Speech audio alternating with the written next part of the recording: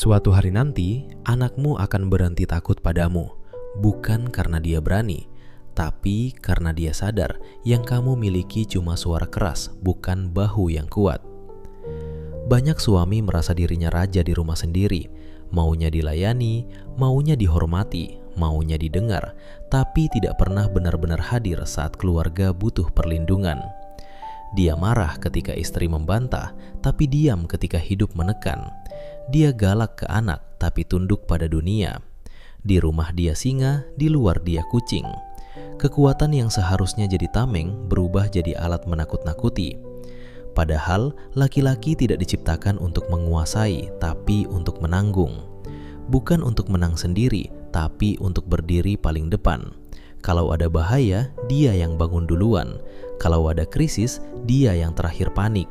Kalau makanan tinggal sedikit, dia yang terakhir makan. Itu pemimpin, bukan yang paling banyak perintah, tapi paling banyak memikul. Istri bukan bawahan, anak bukan prajurit, rumah bukan kerajaan, dan kamu bukan raja. Kalau kekuatanmu hanya dipakai untuk membungkam, itu bukan kepemimpinan, itu penjajahan.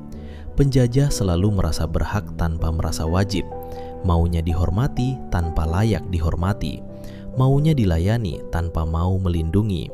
Dan yang paling berbahaya, penjajah sering merasa dirinya pahlawan karena tidak pernah sadar bahwa yang ia taklukkan adalah keluarganya sendiri. Ingat baik-baik, keluarga tidak butuh pria yang paling ditakuti, keluarga butuh pria yang paling bisa diandalkan. Yang ketika semua orang lelah, dia masih berdiri. Yang ketika semua orang takut, dia masih tenang. Yang ketika semua orang ingin lari, dia tetap tinggal. Karena kepemimpinan bukan soal posisi, tapi soal pengorbanan. Dan laki-laki yang hanya ingin ditaati tanpa mau melindungi bukan pemimpin. Dia cuma penguasa kecil di rumah yang diam-diam kehilangan hormat.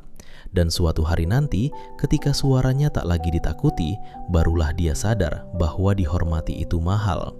Dan rasa hormat tidak pernah lahir dari takut, tapi dari bahu yang rela patah duluan demi keluarganya tetap utuh.